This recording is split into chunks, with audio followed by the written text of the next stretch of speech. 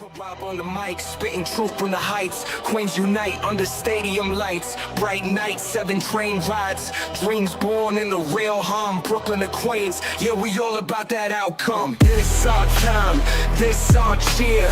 Mets talk loud, bring the hype, make it clear. From the boroughs to the field, this our year. Queens in the house, let the world hear.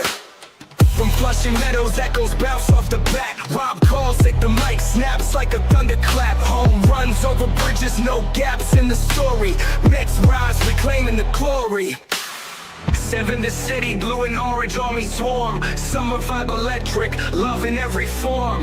From Biggie's blocks to Flushing's heartbeat. Our anthem loud, no retreat. This our time, this our cheer. Mets talk loud, bring the hype, make it clear. From the boroughs to the field, this our year.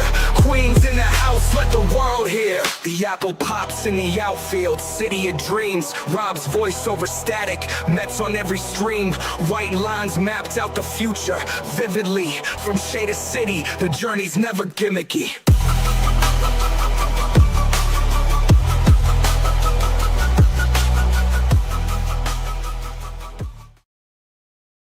What's up, Mets fans? Welcome to Mets Talk Live right here on the channel. How is everybody doing? As we are fully in baseball mode. Finally, we get to talk about some games. Obviously, the Mets finish off the weekend playing 2 games, win one, lose one. We'll get into that. We'll talk about a little bit about the game, a little bit about certain players, and then we'll just, spitball it for about a half hour or so, as I'm not sure how good this hotel Wi-Fi is going to be and how long it's going to last. So obviously I'm in Port St. Lucie right now, finishing up the first couple of games of spring training. I did not head over to Tampa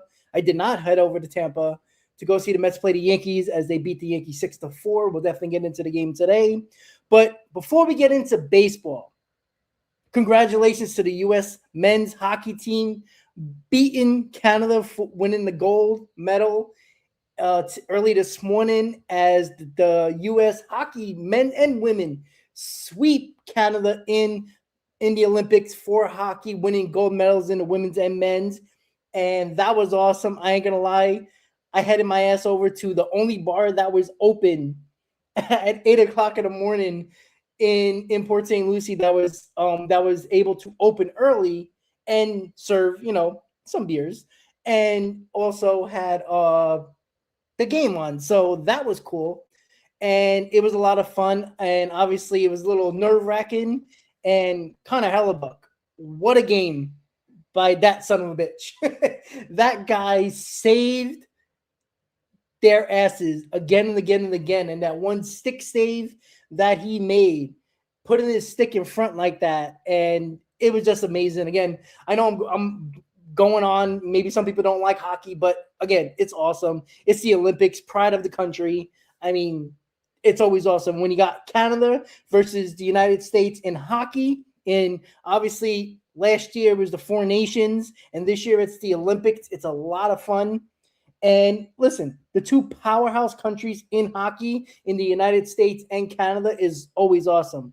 So I do apologize if my camera goes out because the Wi-Fi is very sketchy in this hotel, but it is hotel Wi-Fi isn't always the best. So hang in there with me. I'll go as long as I possibly can until the Wi-Fi kicks me off, which I'm going to think that it's going to kick me off in at least 25 minutes, maybe a little less, who knows.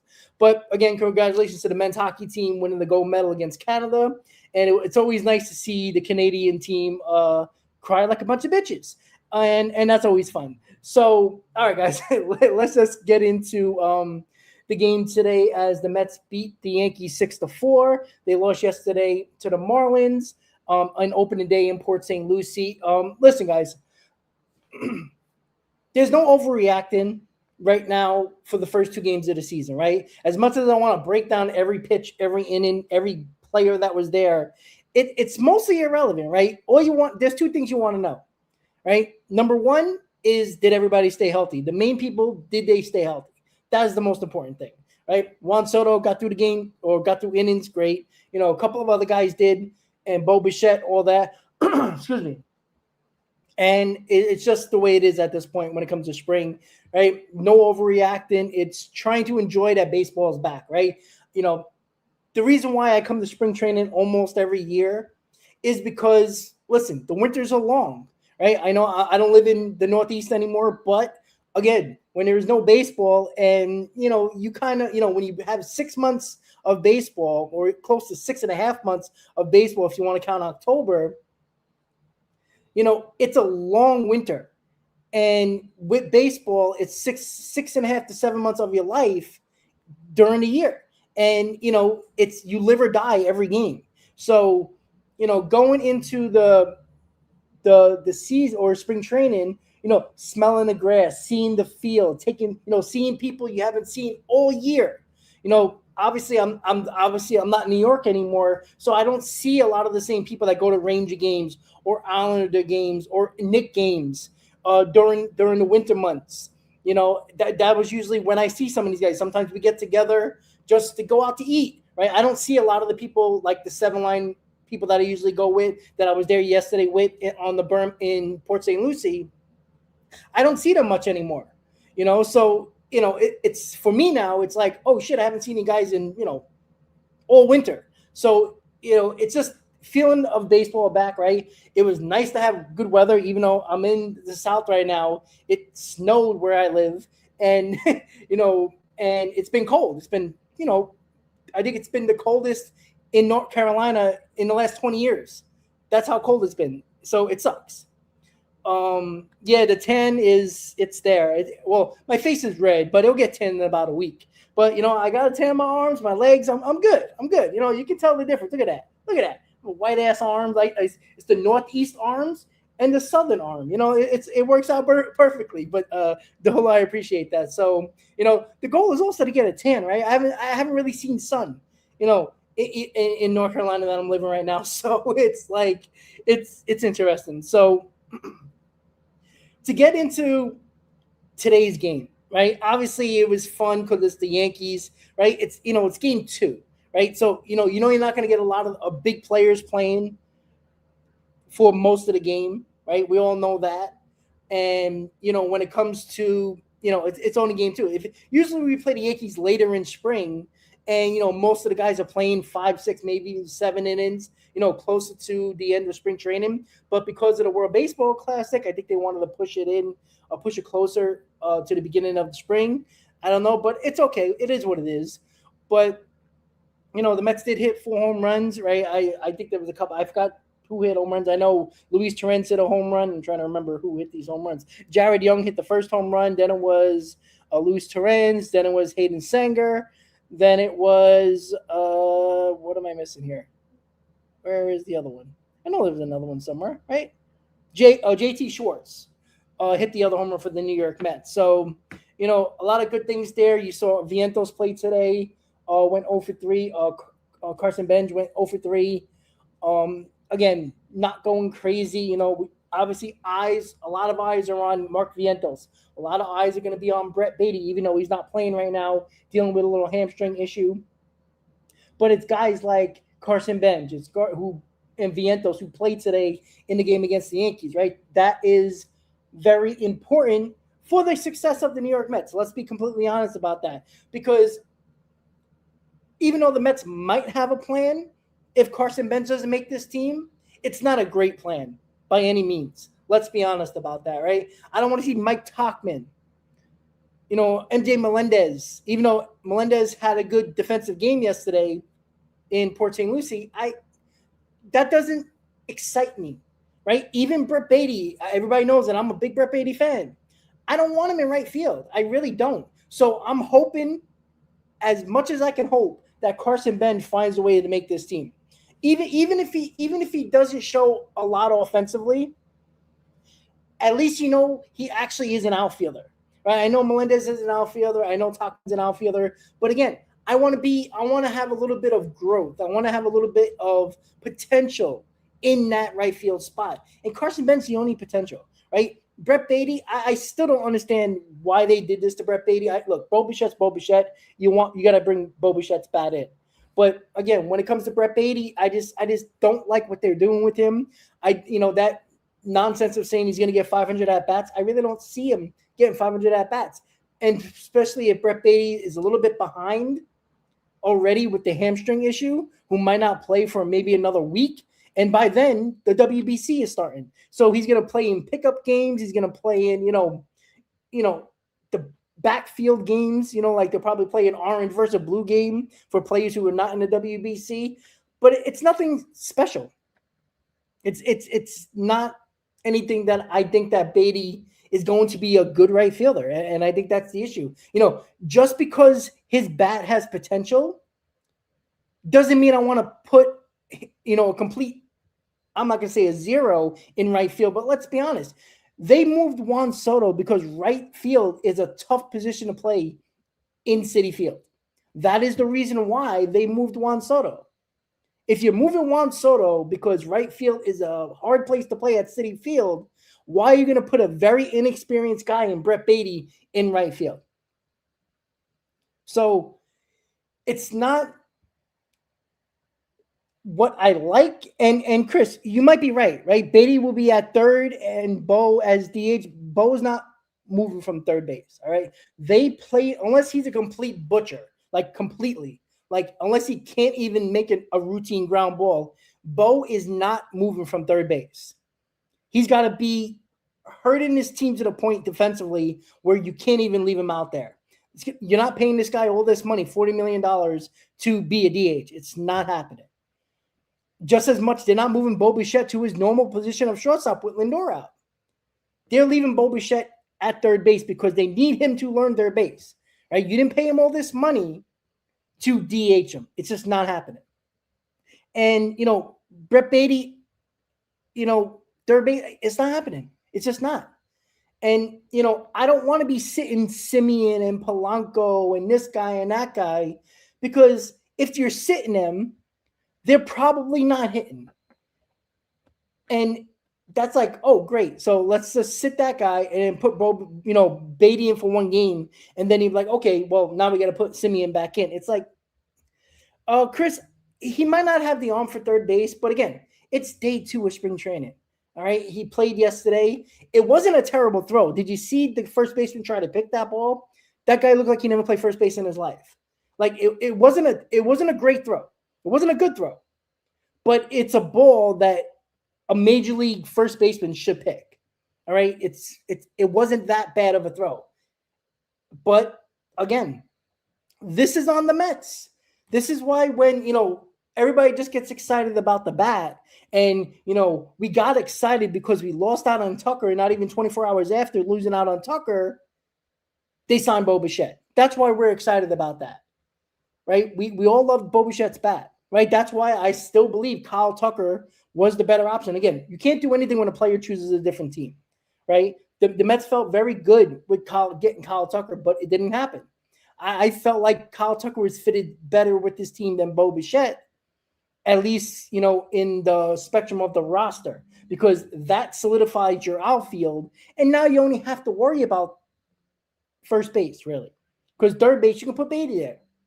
And first base would be Polanco or Vientos or wherever you want to do with the DH. So Alonso probably would have caught that, right? So, that's the other thing. It's – yeah, Chris, I understand his arm is brutal. I understand that. I'm not telling you he's going to be a good third baseman. I'm not. But let's not act like we had the good third baseman there lately, right? We had Mark Vientos, who couldn't play the position. We had Brett Baty, who is fine, is a good defender, but it is what it is. He's here for his bat. And as long as he makes the routine plays, and that goes the same for Polanco, if they hit and make routine plays, they will be fine, right? I'm not expecting them to go into the hole and flip and throw the ball to first. I don't need them, backhanding the ball down the line and throwing a guy out. All right, that would be nice from time to time, but make the routine play, right? If the ball's in front of you, catch it, throw it to first. Make that routine play, because the bat is where Bo Bichette is at his best, right? The 300 hitter, the 20 home runs, that is what you're looking for. from Bo Bichette. Jorge Polanco, I know he hasn't played in the game yet, but a lot of the videos that we've seen defensively, he looks smooth out there.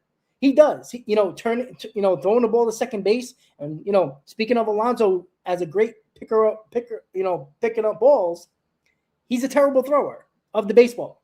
Polanco looked like he was throwing darts to second base. So he can throw the bases, which is uber important for this team. And that is something that we are going to see going further and further into spring training, right? And Gio says, I told you Bichette is going to make a lot of errors. He probably will. And look, again, if he is going to be a complete butcher and can't handle it, then the Mets have a problem. Let's be honest. Because if Bo Bichette can't play third base, and now you have to move him from third base, but you need that bat in the lineup, you're DHing Bo Bichette. And now that leaves Brett Beatty at third base and Vientos where? And you still got a hole in right field. And God knows who that would be. If it's Tauchman or Melendez or Taylor for that matter. So that's the issue. And again, it's a big risk, right? David Stearns preach run prevention and his corner infield is inexperienced at those positions. So it is what it is. It is what it is. And that is, and Gio, you know what? I think the Mets want Bo Bichette to opt out, to be quite honest with you, right? If he has a bad season, he's not opting out. He's not going to, especially with the lockout, some of these guys might not opt out because of the possible strike or lockout after the season. So the Mets want Bo Bichette to opt out because, David Stearns and the way he is talking about the prospects, just like he did this offseason, talk about prospects. And the only prospect we're looking at in spring training is Carson Bench because David Stearns didn't do his job in bringing in experienced players in right field or in the outfield in general. He didn't do his job. Let's be honest about that. This wasn't about, because if they were so confident in making Carson Bench a left fielder, center fielder, or right fielder since day one, guess what? Why'd you go after Kyle Tucker so hard if Carson Bench was so impressive and you trust his skills is going to translate to the major league level? All right. So that David Stearns going after Tucker is the whole nonsense that he talked about is bullshit because all he talked about was prospects during the offseason. And yet he brings in Bo Bichette, he brings in Polanco, he trades for Simeon, all veteran players that lock up some spots for his younger players. Some that are already up here in Brett Beatty, Mark Vientos, Ronnie Mauricio. Obviously, you traded Acuna, you traded Jet Williams, so that lessens the burden. But you got Jacob Reimer. There was another one. There's a lot we can look at when it comes to why David Stearns did what he did. And again, there is no possibility of us knowing how it's going to turn out until we actually see them play. And, with all the things that we're talking about, I think the offense is going to be fine. I think this offense is going – and again, the difference with this team this year is they got a bona fide ace. And they possibly got a 1A in Nolan McLean. Again, I know my fans are excited about Nolan McLean, but I'm trying to press the brake on your enthusiasm because, again, Nolan McLean pitched 8 games last year and we're anointed him an ace. Let it be known. He is not even close to that yet. He has the potential, has the attitude, and has everything you need to be a good to great major league pitcher at the top of your rotation. But let him do it for 30 starts this year. Let him improve. Because there's going to be bumps in the road. There is a book on him now. I've spoke about this for years on my channel. That people are overly excited or forget the fact that when guys come up and hit, with a pitcher or a hitter and they succeed early on in their major league career, right? We anoint them. We get way too excited, but we always forget that, and I say this for years, it feels like it takes a whole season for other teams to get a real book on those players. And then you see the difference the following year when a team has a book on you. It's a huge difference. And I don't know why it takes so long with this technology, but it's just how it goes. So now with the 8 starts, which is about a month and a half of starts, they got a book on him now. Now, when teams face him, they have a chart of what he's thrown and how he uses his pitches at the major league level. You can use any book you want at the minor league level that he pitched. It can be a completely different ballgame, how he goes about his repertoire of pitches during a game at the major league level. And the same thing, right? Ronnie Mauricio was batting like 800 when the Mets called him up. The dude can't hit a breaking ball. So can't lay off a breaking ball. So, it's a lot of things here that we continue to look at, but there is so much to be focused on when it comes to what this team needs to do. And again, having that ace in Freddie Peralta, having the potential of Nolan McLean is a huge upgrade for a full season with Nolan McLean, because the Mets didn't have that last year. There was not a pitcher you can trust to be a stopper of a losing streak, or a guy where you needed a big win to step in and get that win. Freddie Peralta is that guy. Nolan McLean looks like he can be that guy. The Mets didn't have that for a full season. When they were falling apart in June and July, Nolan McLean was in the minors. Freddie Peralta was on the Brewers. We were hoping Clay Holmes is our savior. That's how bad it got. And this is where we have to look at the fact that the New York Mets have an actual ace at the top of their rotation. And if anybody believes that doesn't matter, and I've said this during the offseason, during a lot of Mets hot stoves, the Mets need an ace, right? You can pick your poison of aces. Obviously, there's some better than others, but you can do a lot worse than Freddie Peralta, and there's not much better than Freddie Peralta, except for maybe Scooble or maybe one or two others that were available. So when it comes to that, you have to remember,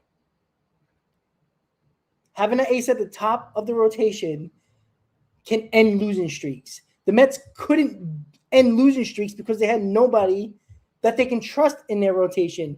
And with a guy like Freddie Peralta who can throw 175 to 180 innings, and the possibility of Nolan McLean throwing 170 innings this year, helps what, guys? The bullpen. And I'll get into your comments and talk to you guys in just a second, but I just want to get the gist out, trying to make sure I can get all this out before the Wi-Fi collapses in this hotel that I'm staying in right now. So, and Maya, I freaking hope Nolan McLean's the Rookie of the Year. I do. But the reason why he has a chance to win the NL Rookie of the Year was because David Stern's stubborn ass did not want to bring him up before August, which ultimately killed his team, because we needed Nolan McLean in at least July. So that's on them. That is on them right now. So, all right. So we got the rotation in Freddie Peralta, our ace, and Nolan McLean, who we're hoping takes another step forward and becomes 1A, or at least a solid to really good number 2. And then what do we have after that? We got Clay Holmes. We got David Peterson. We got Sean Manaea. We got Mr. Kodai Senga.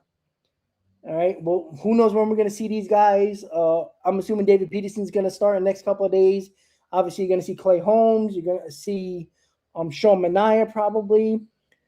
Kodai Senga. I want to make it clear about Kodai Senga. Right now, he fills into a spot in the back end of this rotation. Right. I don't care that he's hitting 97 miles an hour in spring training. I just don't. I really don't care. I just don't. Right? Give me a full season and we'll have a conversation about how important and how beneficial Kodai Senga was to this team and this rotation, because we know the potential he has. A guy like Kodai Senga, who's at the back end of your rotation now because the Mets clearly don't trust him. They tried to trade him this offseason. Same thing goes for David Peterson. They didn't get it done. So the Mets, if you're trying to trade that guy, tells you that they don't have confidence in him. They can tell you what you want. To the media, to us. They don't trust Kodai Senga. If they did, they would not trade him. Last year, he was supposed to be our number 2. 2 years ago in 2024, before he got hurt in spring, he was supposed to be our ace. So, how the bricks have fallen quickly for Kodai Senga. He's on the fringe of not being in this rotation. That is how much far he fell from grace in this organization. So, the fact that Kodai Senga, I don't care if he's throwing 97, I don't care if his ghost fork looked great, I don't care. Because you can't, a real major league pitcher doesn't do it for just 2 months. All right? You got to do it through a whole season. You got to stay healthy. And I know when they asked him, hey, what is your goal for this season? And the only thing he said was, stay healthy. Well, no shit. No shit. And Wayne, my coworker, I saw you, buddy. Yeah, no, I brought the cold. I apologize. All right? I apologize. Hopefully I bring the heat from Florida and bring it up a couple of states up. But look, stay healthy, right? I don't need you to be great through all 30 starts, but can you be competent? Can you be good for most of them? They're going to baby him. He's probably not going to start the first week of the season, just like they did last year, where they were so afraid to pitch him against Houston that we had to wait until we played Miami.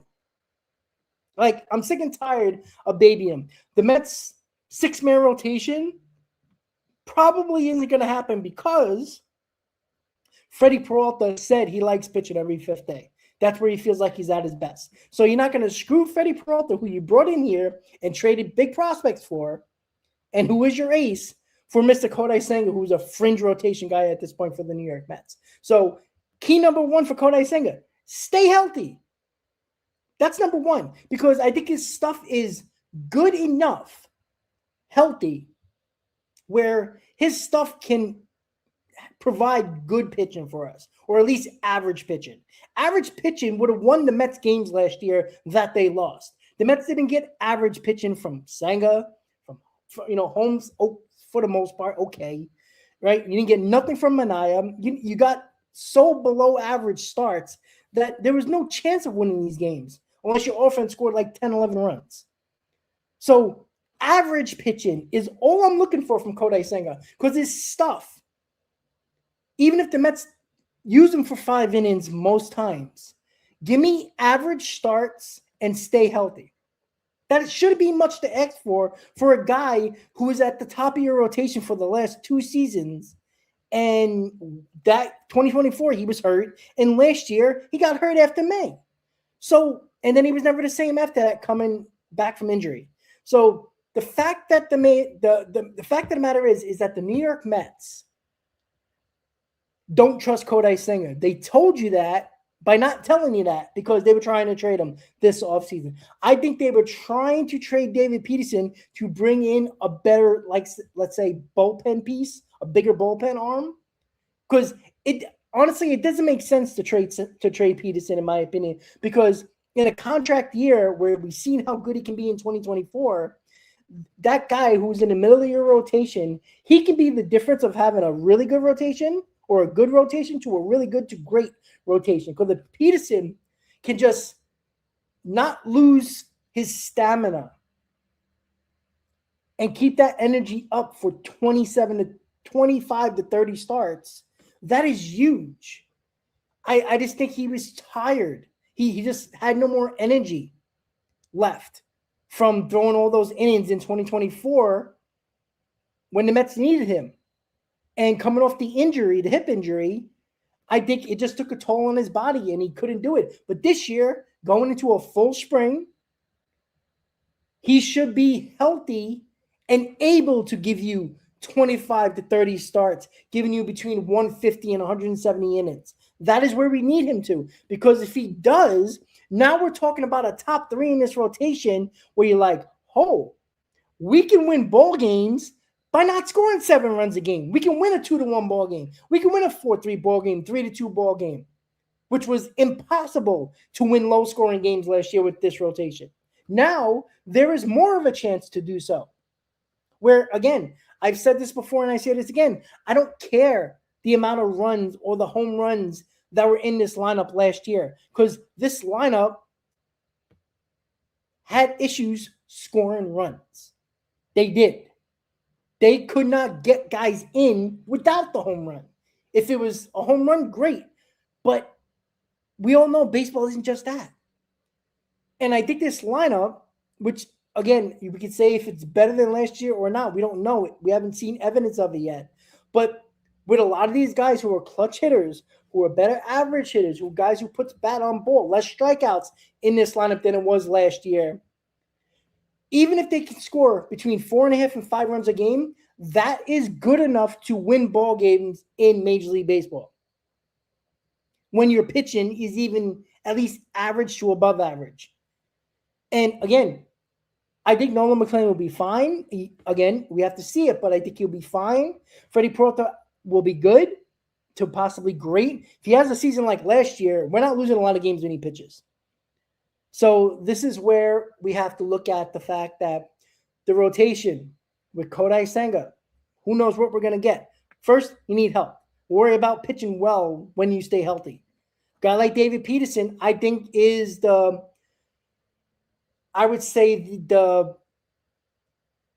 way this rotation could be really good or could be just good. Because I don't know with Clay Holmes coming off the most innings he's pitched in his career, thinking that he can do it again and 1, stay healthy and 2, pitch at least good or close to good. Like, if he gives me a year like last year again, I take that as our 4th starter. I really would. But we don't know how his body's going to react when he's never done it before in his career. And you're also asking him to throw another 160 to 170 innings and pitch well.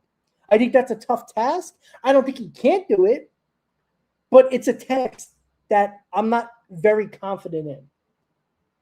And the other guy that we have to talk about, Sean Manaea, Mr. $25 million man that we paid to be at the top of this rotation, is now another guy who's on the back end of the rotation. So a guy like Kodai Senga and Sean Manaea, who was supposed to be the top of this rotation last year, is now at the back end of the rotation. And one of these guys might not be in this rotation, even if they're healthy going into the season.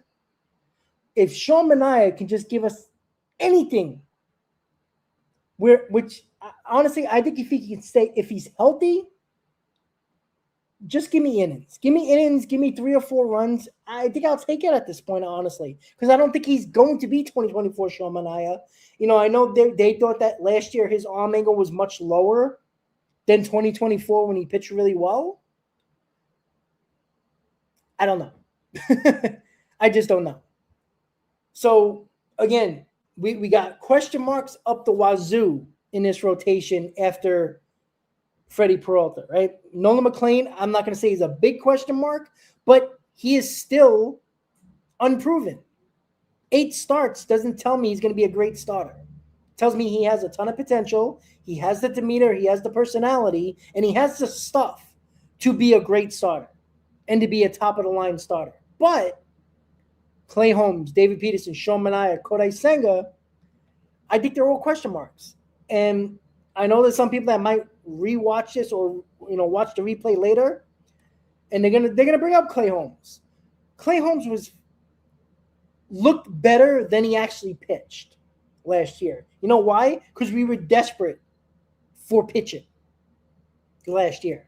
So anything worth, you know, anything average looked better than average or even good to us because the pitching was so bad that, hey, Clay Holmes, 5 innings, 4 runs. Yes. That was mostly what we got from Clay Holmes. Make no mistake about it. And, you know, game 161, he pitched the game of his life. Saved us. And give him all the credit in the world for that. But he didn't have a lot of those innings like he had at the end of the season. There was a lot of 4.5 to 5 innings, 3 or 4 runs, 4 runs, 5 runs, right? Let's not act like he had a 3 ERA, so Clay Holmes is got good stuff, but he is a question mark. He's a 5-inning pitcher at best. So I'm not looking for him to be, something that we're going to count on to the end all be all, but he is important, especially if Senga and Mania don't either stay healthy or pitch well. And Chris, yes, Holmes was a bullpen arm.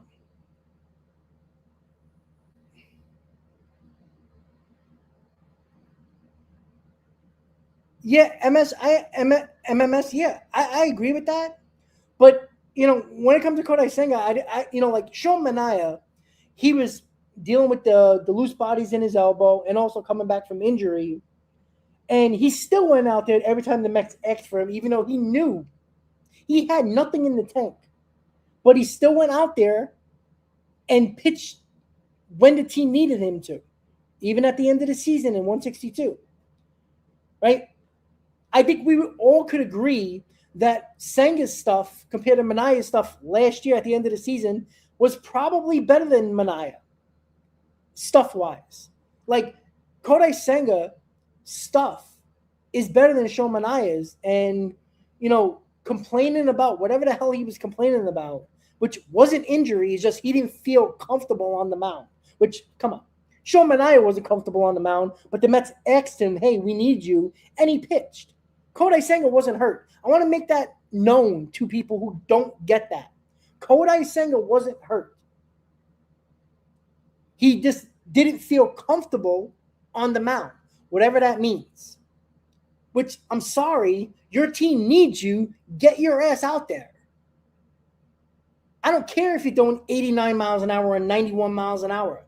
Your pitches move. You might have a better chance against the Marlins than Mania, who was throwing meatballs up there. And with an aggressive, high-swinging Marlins team, you might get more strikeouts. You might have a better chance. And he was nowhere to be found. So if anybody thinks that Stenger is trustworthy, you're absolutely nuts. I don't trust his mental aptitude at all. I don't trust he can stay healthy. And even if he does stay healthy, can he pitch every 5th day? Because if he can't, you're not messing with Freddie Peralta in this rotation to appease Kodai Senga. Because Kodai Senga isn't more important than Nolan McLean and Freddie Peralta. It just is not. So he's got to figure out how to pitch every 5th day. Because you can't give him rest and throw Sean Mania in there because he can go every 5th day. That doesn't make sense. And then you have Tobias Myers, who's probably better right now than Kodai Senga and better right now than Sean Mania, is going to get stuck in the bullpen because you're paying Mania $25 million and Kodai Senga is a fucking prima donna. So this is why I'd rather have Tobias Myers in this rotation and Sean Mania in the bullpen. I think Kodai Senga can just be the 5th guy. And, if in the first couple of weeks of the season with probably rainouts and off days, you can pitch Kodai Senga and give him the rest he needs. But after April, you're going to find yourself in a predicament where Kodai Senga can only pitch when the Mets give him an opportunity to pitch in the extra day. Because you're not skipping starts of McLean and Peralta. So we will see. We will see what is going to happen with this team. So, all right.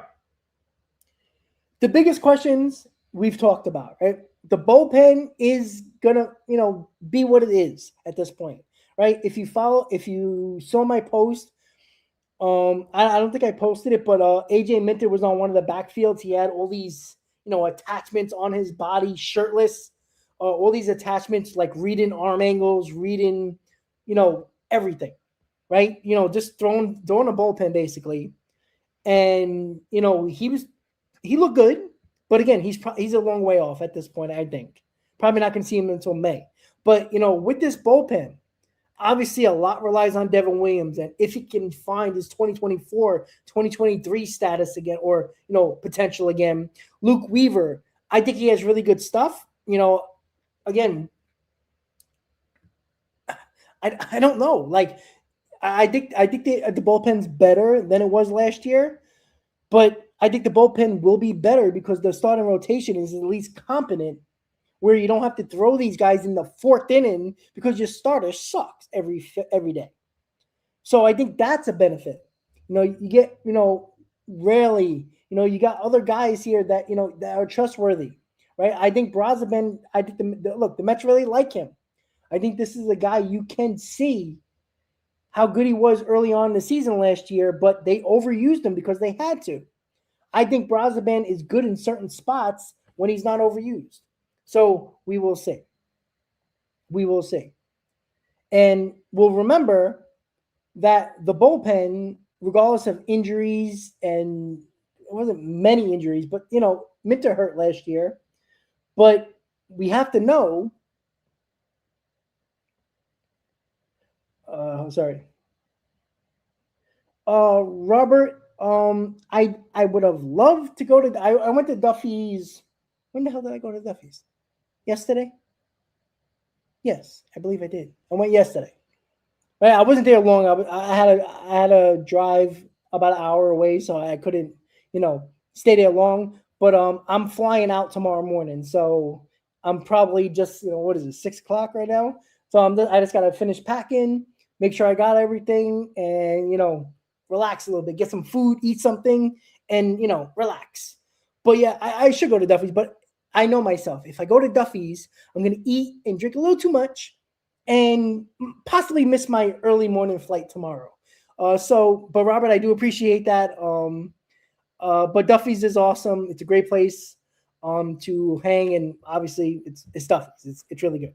So let's see. Every season starts fills the gap of hopes.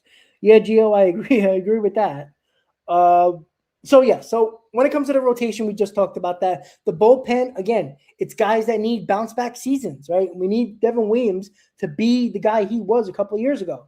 We need Luke Weaver to be the guy of a couple of years ago. Is that a huge ask? I don't know. Devin Williams was one of the elite closers in baseball 2 years ago. He was on line with Edwin Diaz. Those were the two best guys in baseball. If he can just be close to that, we'll be fine. But he has to be. Because there's not really many alternatives. Is Dylan Ross going to have a possibility of making his team? Probably not, because I think Tobias Myers is going to take that last spot in this bullpen. We'll see. But overall, there's like a level to this team. I don't think there's a middle ground with this team. Let me just put it that way. I don't think there's a middle ground with this team at all. I just don't believe that. I think they're going to be really good, or they're just going to be bad. And you could see either one. That's why this team is such an enigma. They're a unique team where if things don't work out the way it looks on paper, I mean, we could be looking at a 75-win team.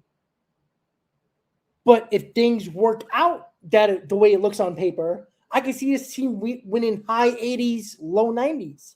Like, that is such a drastic level to this team. And that is why people are excited, people are not excited, and people are nervous. Because so many different things can happen. And again, I think there's a weird type of wait and see approach to this fan base. And I was in Clover Park yesterday in Port St. Lucie at the opening day in spring training, and obviously we're talking, right? Everybody's talking, everybody sees each other, everybody's talking about this team, and you wonder, right? We're talking and we're like, I can see this team being really good, I can see this team being really bad. I don't know if there's an in between.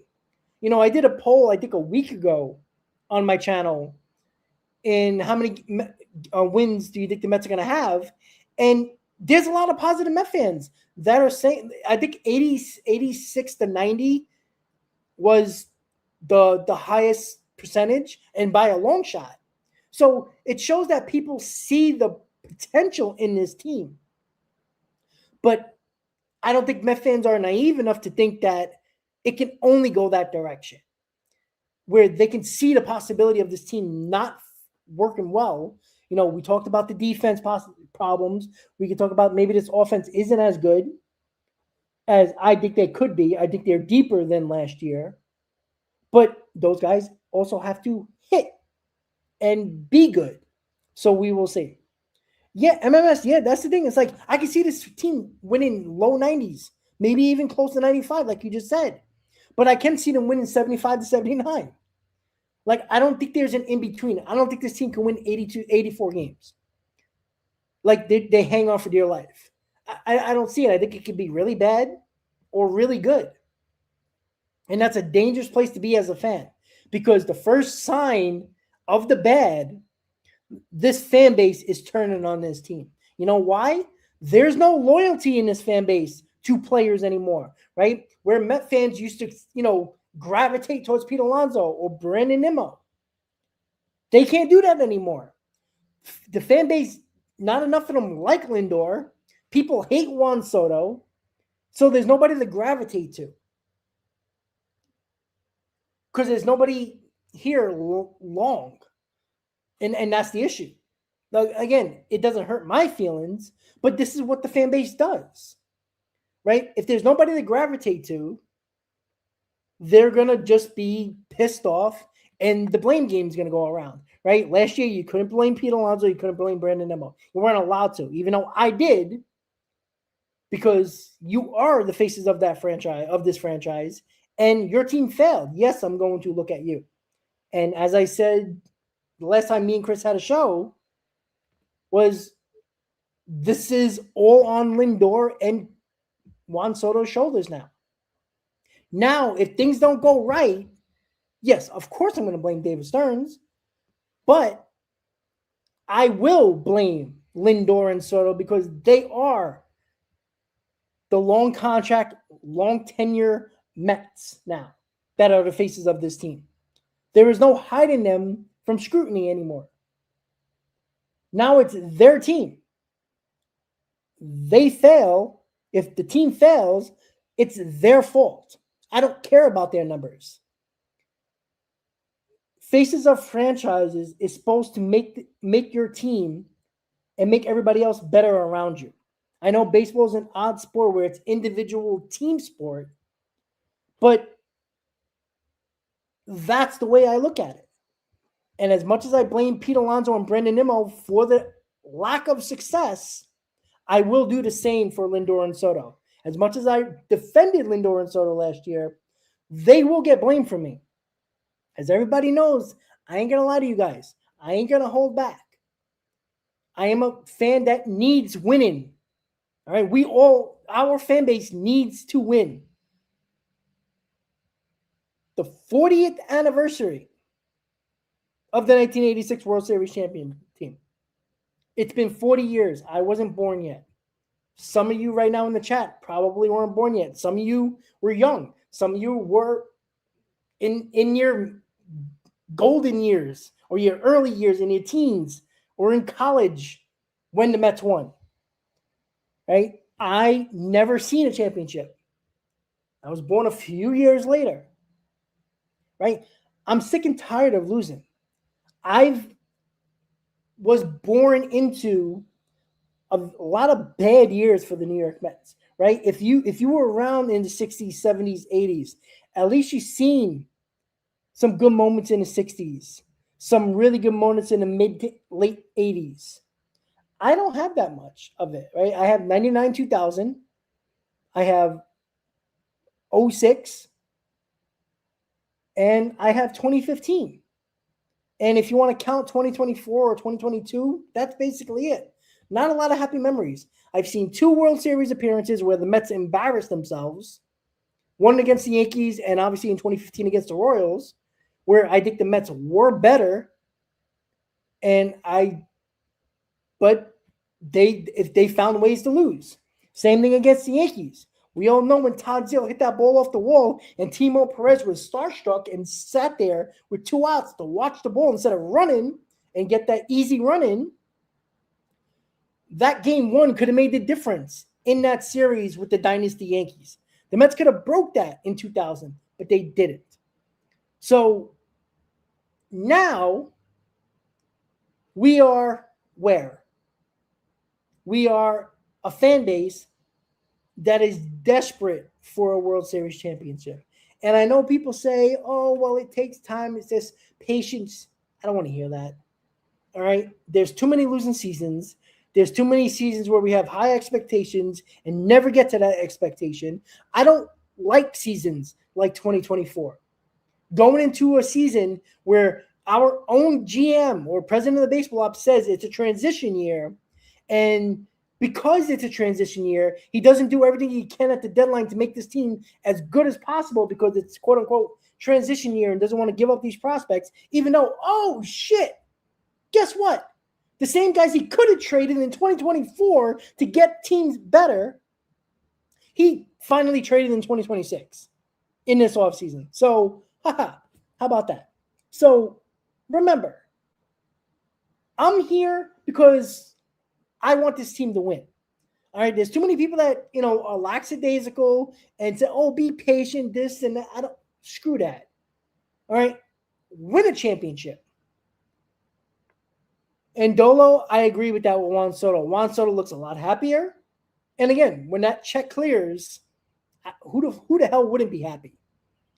All right, he was high-fiving everybody in the dugout before the game yesterday. He was smiling. He seems like he's coaching players. He was talking to Benj, talking to Viento. I mean, all over the place.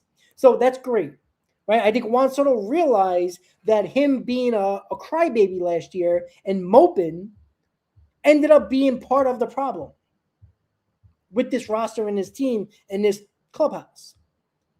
And good for him to realize that. And now he knows he can't turn around and say, well, you won't like Pete Alonso. Why don't you just go to him? Or Brandon Nimmo. He don't have nobody to turn to anymore. You got a couple of opt-out guys, and now you're the big contract or the big guy along with Lindor. So I think Soto realizes that, and he's taking initiative. Again, is that going to translate? I don't know. But I'd be the first one to blame him when shit goes wrong. I don't care about your individual numbers. The same way I didn't care about Pete Alonso's individual numbers because that's all people cared about.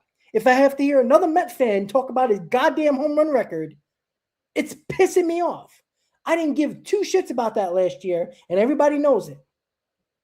So I'm glad everybody bought those T-shirts, and now they're in your closet and collecting dust. All right? When I go to Citi Field next month for opening day, I'm going to see a lot of Alonso shirts. I understand them shirts are expensive, so I don't blame anybody for wearing them. I wouldn't, but I understand that. Completely understand that. Like, I understand that. And yeah, MMS, it is a crapshoot.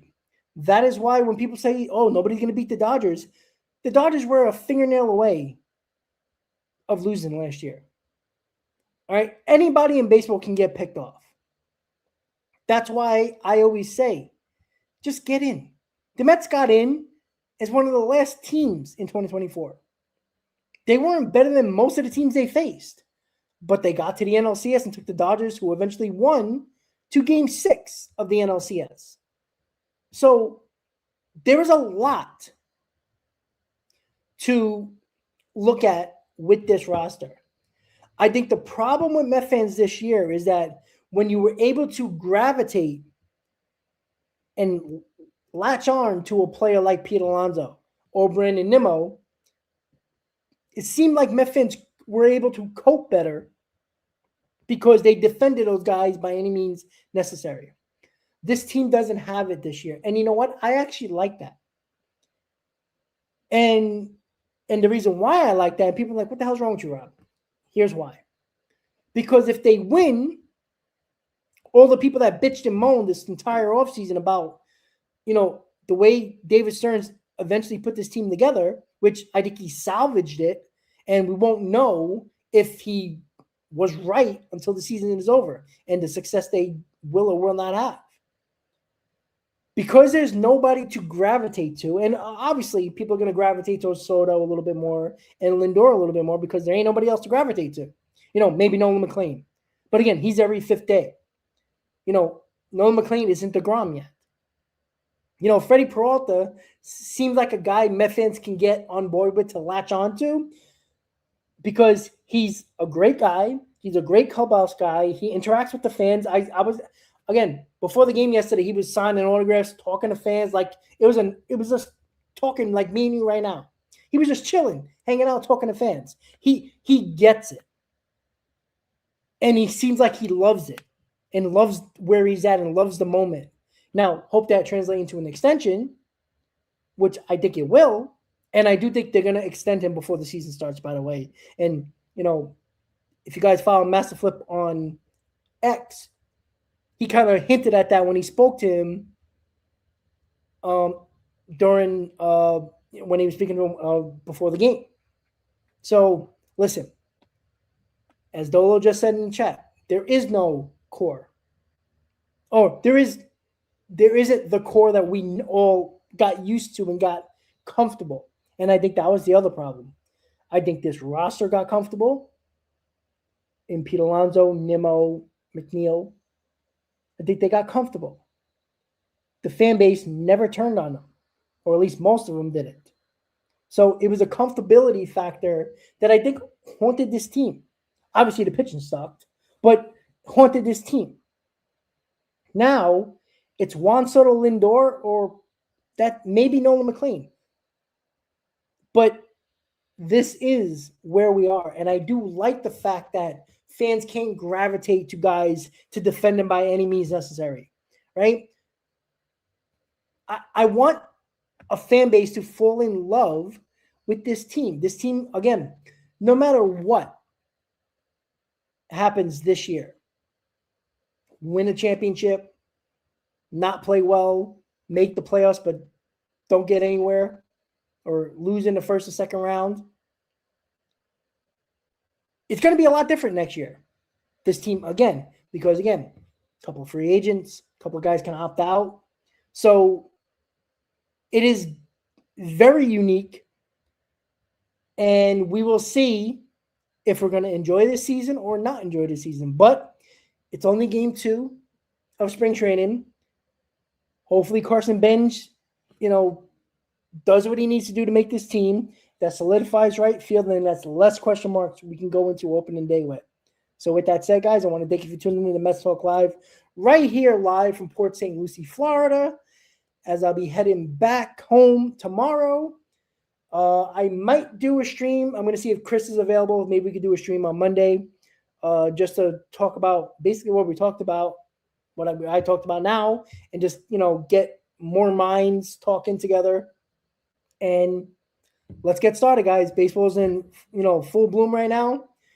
It's going to get more and more interesting, obviously, when guys get into more spring training action or actually play their first games in Polanco, in Beatty, guys, Alvarez and all those other guys. When we get closer and closer to March, hopefully we see a little more of these guys before the WBC, and we can talk about that. So with that said, guys, thank you for tuning in to Mets Talk Live. I will see you hopefully tomorrow for another show. We can talk more about this. Have a good night, guys. Let's go Mets, and I'll see you next time, guys. Have a great night.